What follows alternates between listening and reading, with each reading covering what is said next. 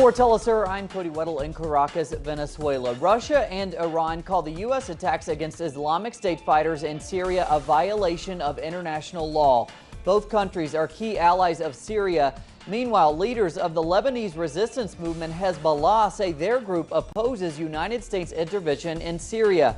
The party's leader, Syed Hassan Nasrallah, made the declaration in a televised speech Tuesday.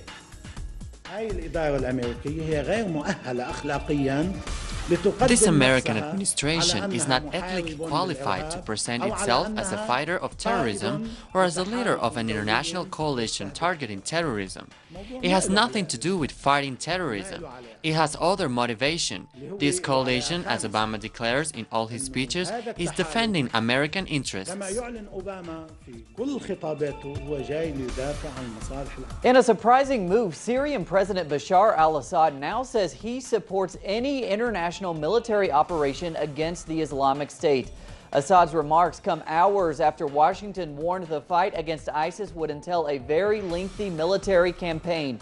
A Syrian activist group confirmed that dozens of Islamic extremists had been killed in the overnight airstrikes carried out by U.S. forces. Some rebels fighting against the Assad government welcomed the intervention.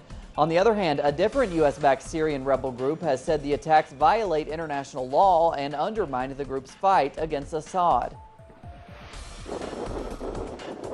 International heads of state came together with business, finance, and civil society leaders in New York today. They announced immediate action to tackle climate change. The measure includes an initial $100 billion investment to tackle the global environmental risk faced by humanity. UN General Secretary Ban Ki-moon says the actions announced today show eagerness to confront the serious problems the world faces in regards to climate change. In Venezuela, the investigation into a broad terrorist plot by right-wing extremists aiming to destabilize President Nicolas Maduro's government continues to unfold. Our correspondent in Caracas, Rachel Boothroyd, has an update. Go! To undertake a 48-hour killing spree throughout Caracas with 20 intended victims. These were the shocking intentions of right-wing extremist Laurent Salem, confirmed in the latest video footage released by the Venezuelan government. This is the fourth video to be released of right-wing extremist Salem, the principal figure of a terrorist network recently exposed by the Venezuelan government. The latest footage provides further evidence that Salem's group was being trained by former police and paramilitaries in Colombia. Colombian armed groups are not the only ones to have been implicated in the terrorist plot. Recent video footage has also shown an unknowing Salem stating that his network is supported by one of the principal spokespeople for Venezuela's Roundtable of Democratic Unity Coalition and current mayor of Caracas, Antonio Ledesma. So far, several men have been arrested in conjunction with the terrorist network, including student leader Josman Paredes, who last week appeared in a video stating that his armed group in the border state of Táchira had planned to carry out a psycho-terror campaign against the government. The government has stated that it will release more videos linked to the plot over the next few days. Rachel Boothroyd for Telesur in Caracas, Venezuela. And thanks to Rachel. As the United Nations climate change talks continue today in New York, Peruvians are demanding their government do more to tackle environmental issues at home. Here's our correspondent Rael Mora in Lima with more.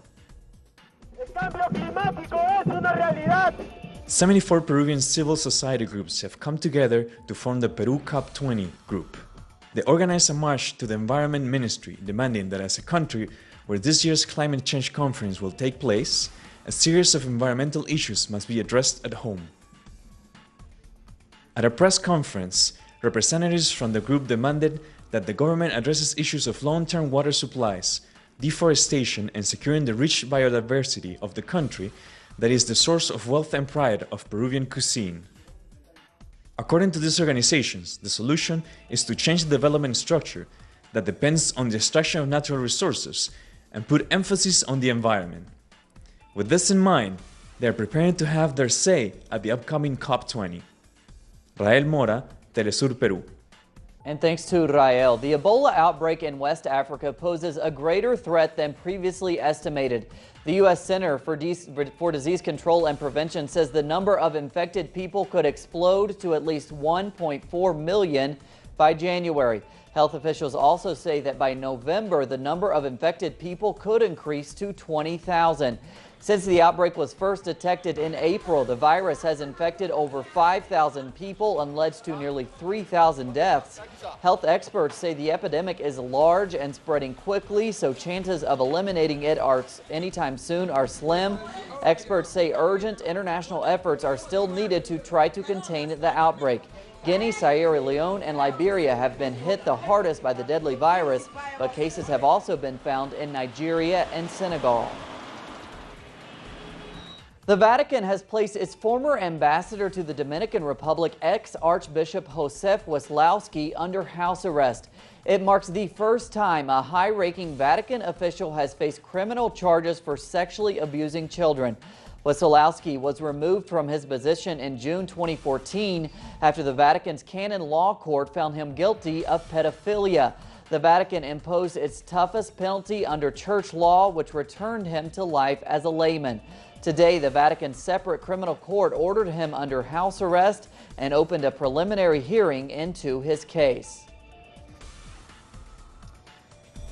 In Spain today, the San Sebastian Film Festival enters its 5th day, with Latin American films featured predominantly in this year's selection. Here's Telesur correspondent Mónica Moyano. Saludos desde San Sebastián. Hoy se estrena la película chilena La Voz en Off. Hello from San Sebastian. Today, La Voz en Off premieres. The Chilean film and Argentina's Aire Libre are the two Latin American contenders in the official section.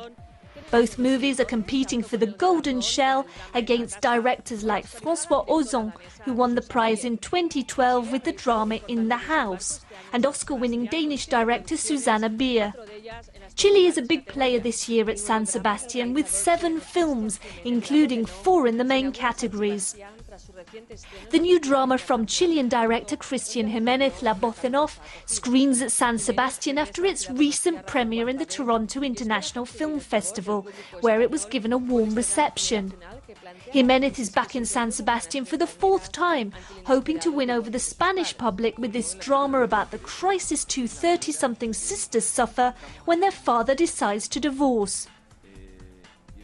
And thanks to Monica. More on those stories and others at our website, telesurtv.net/English. For Telesur English, I'm Cody Weddle. We'll see you right back here tomorrow.